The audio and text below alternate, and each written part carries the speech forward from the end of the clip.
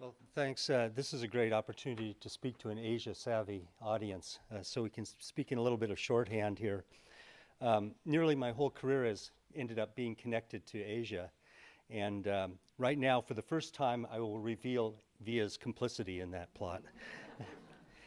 Before coming to Stanford as an undergraduate, I didn't know much about Asia. I came from Colorado, which was more provincial then than it is now.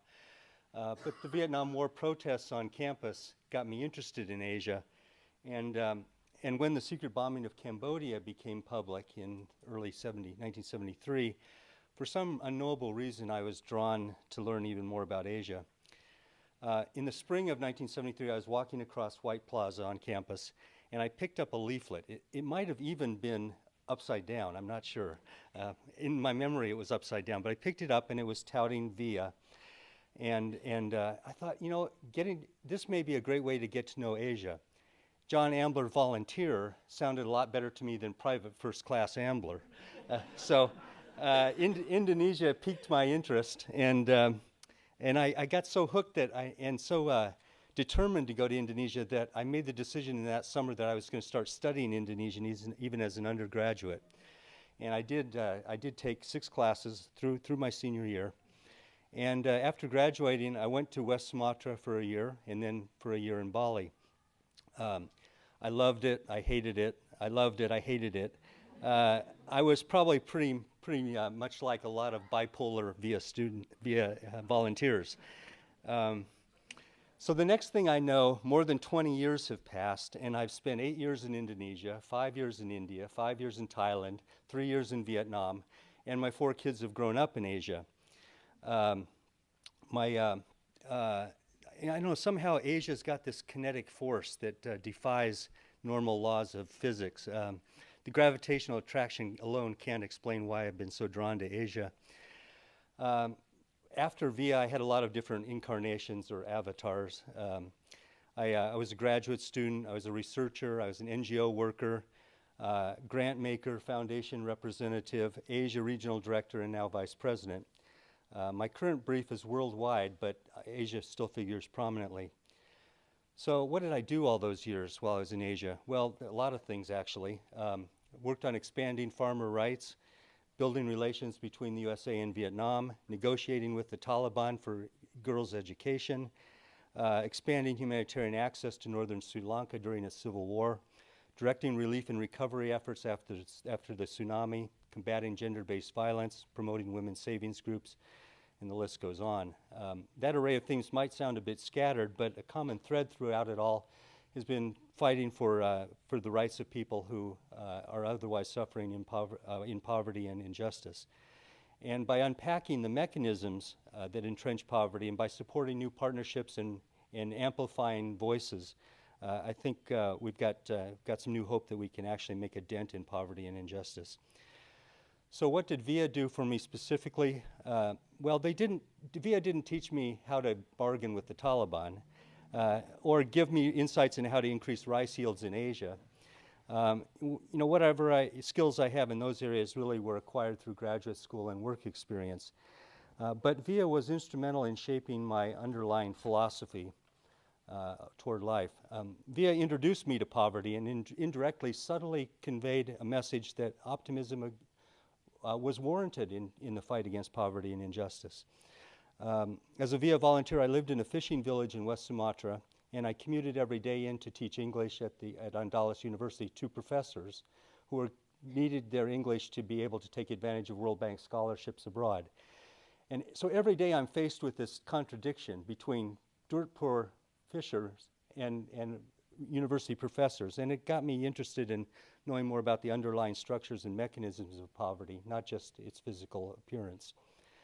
VIA also gave me a personal tutorial in poverty studies. VIA's stipend of $62.50 a month, it technically kept me above the poverty line. Not much above the poverty line, but technically above the poverty line. And by the way, Dwight, after I had spent my money for the room and board, I had $25 a month left for everything else. It's still not too late to give me that cost of living adjustment. My 2 years with VIA taught me how to combine patience with persistence.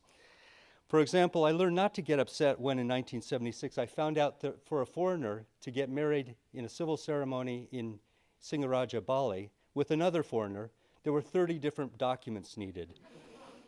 That was good training for me a decade later when I needed 27 signatures to get my computer out of customs when I was starting my dissertation research. VIA taught me that the shortest distance between 2 points, between point A and point B, is not a straight line. It's a zigzag line that goes to point C, point D, various other diversions, and all for good reason, because sometimes the longer the route, the more time you have to build consensus, and the greater the agreement and solidity of the solution that ensues is. VIA taught me a lot about building in that kind of lenient schedule when you want to get important things done.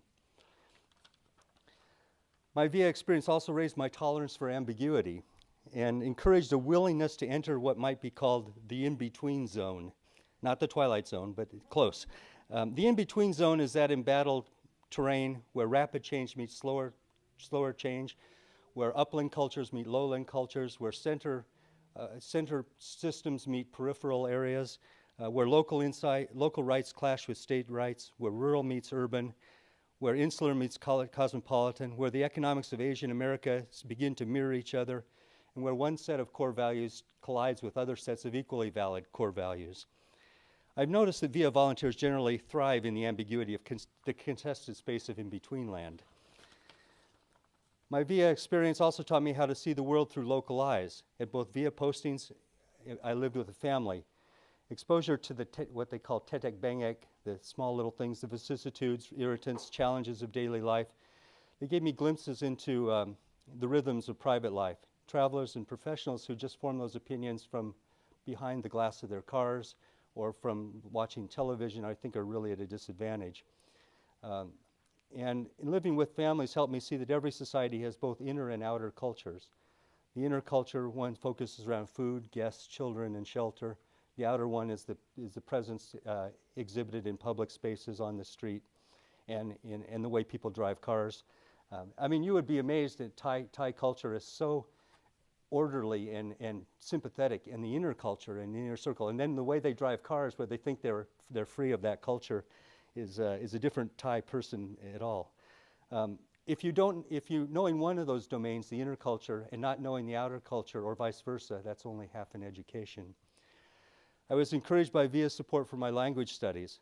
By the way, those of you who know me here may think of me as an Indonesianist, but actually, I also studied Hindi, Burmese, and Vietnamese along the way. Language is the window to the soul, and idioms are the diamonds. Take, for example, the phrase, "Sepatanak nasi."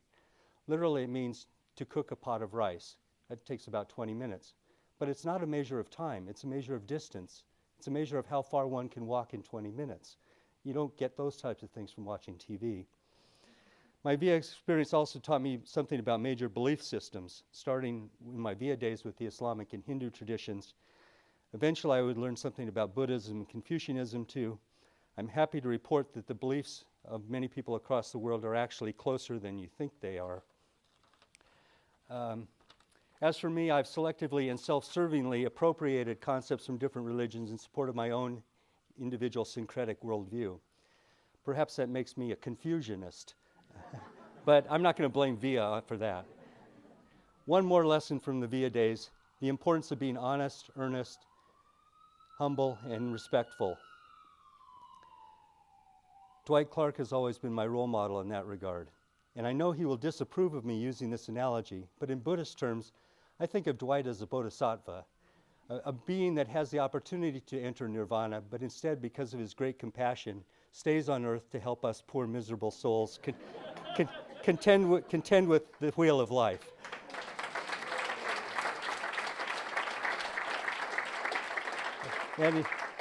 Anyway, more than once, Dwight's values have kept me from getting too far off the track. So that's the teaser for the true story of how a simple boy from Colorado got mixed up with a complex continent like Asia. You're free to submit sealed bids for the movie rights by up to midnight tonight. Thank you, Dwight. Thanks to all of you in Asia, in VIA. Terima kasih, Danyabat, Emyaji Chezutim Bade, Akun Charan, Kopkun Makap, Shise. and every other way that Asians have figured out to say via rocks.